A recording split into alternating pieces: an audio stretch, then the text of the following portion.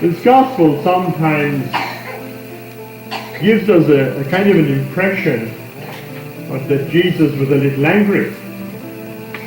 It's kind of funny. They even say in other parts of the gospel that he was angry. He was angry with the people. He was angry with their understanding of faith. He drives them out, overturning their money tables, and says, "You're making my Father's house a marketplace."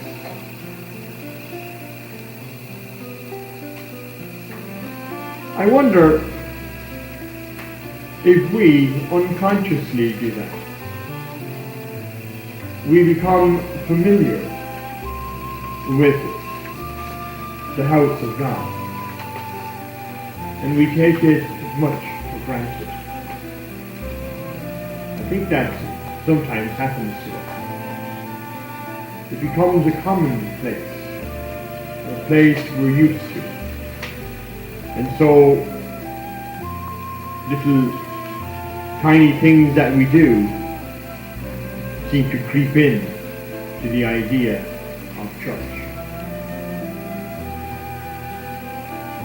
And that is probably true. True for me, true for everybody. When we have to deal with the idea of what is the church, we sometimes have to take stock of where we are and what we're doing in our time.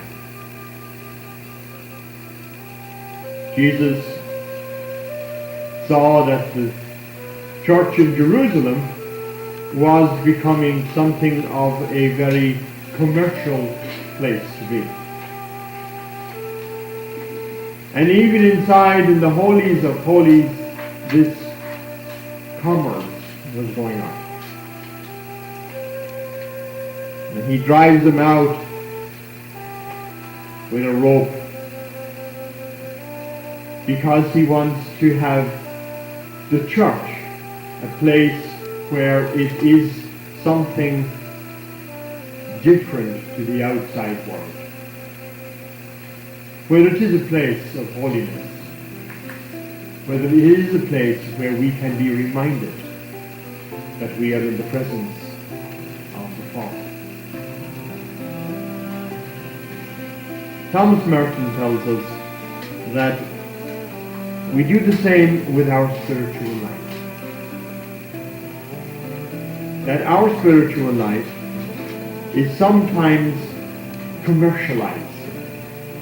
We look for the ideas that are easy accessibility, simple to follow, and do not demand too much of us. And that's, I suppose, true about every person that's here in this church, including myself, by the way. I like the easy route just as much as anyone else. And yes, we do think about the things of spirituality, but we don't seem to know where we're going with it. Or we're taking the easy way out, and we just fulfill the minimum that we need to fulfill. And that's a sense of society in a way. Society does that all the time. And of course, we are a product of society. We do that all the time. Merton also goes on to say that in this passage, the cleansing of the temple was an act of the cleansing of the church. An opening up for us to have a conversion of faith.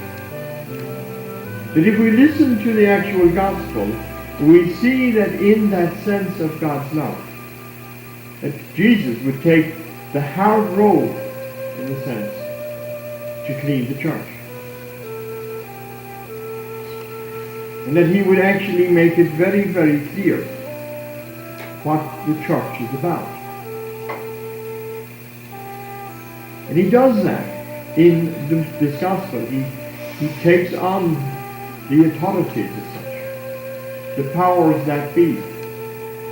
And you see that in the gospel where he says, what sign are you going to give us? That you have the authority to do this.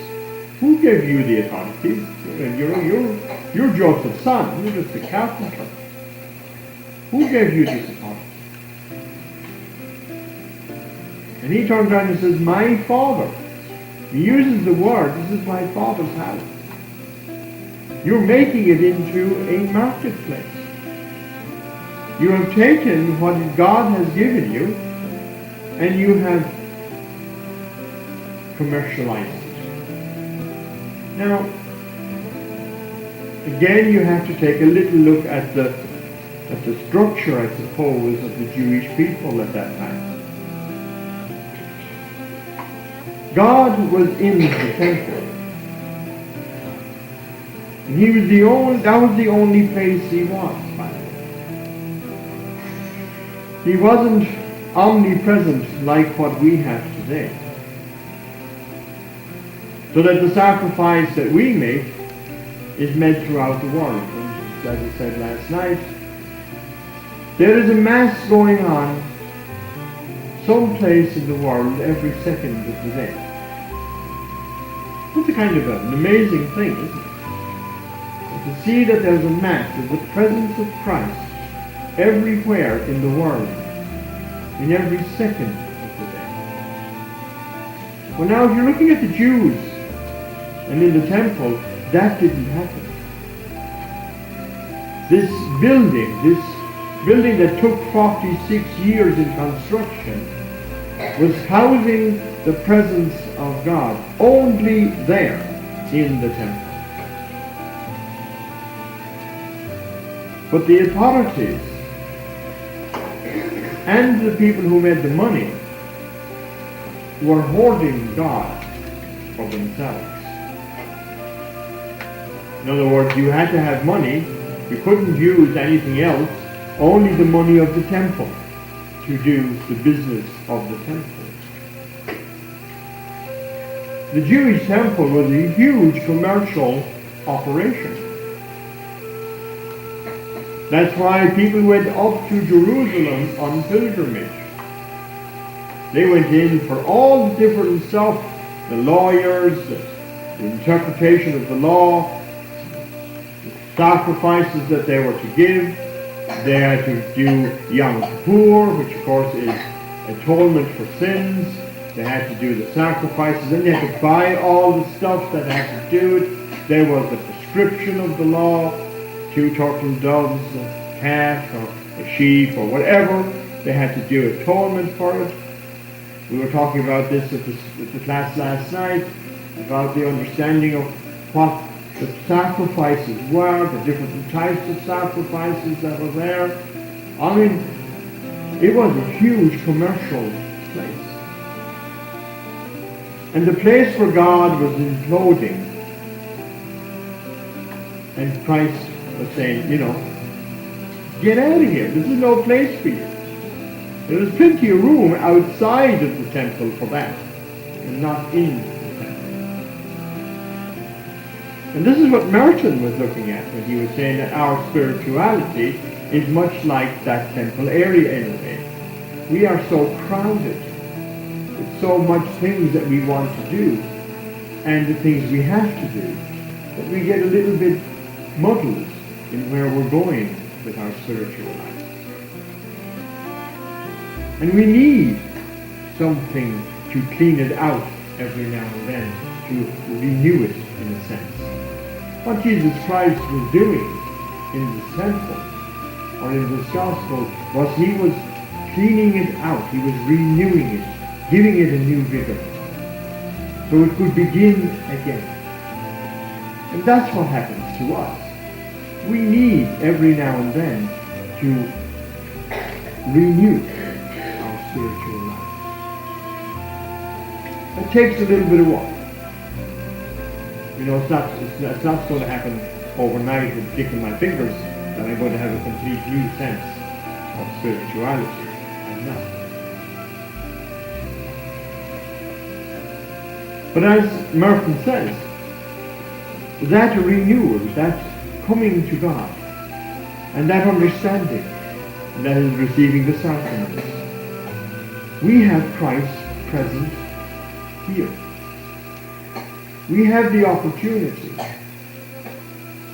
as being Catholics, to be able to have that renewal given to us every day, in every second of the world.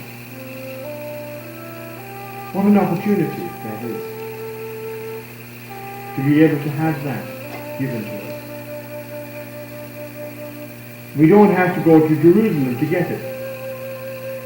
We get it right here in Crockett, Texas, or in Houston, or in Dallas, or wherever we happen to be. All we have to do is accept it. This is what Christ has asked us, in a sense. And zeal for his house, of course, means that he loves the church. He loves the church. So much that he would actually die shortly afterwards, in the chronological order of the gospel. So today, as we come to communion, we come to the sacraments, let us begin again. Let us begin anew with a new zeal of Christ within our hearts, that we may be able then to do the work that God has asked us to do. In the name of the Father, and the Son, and the Holy Spirit.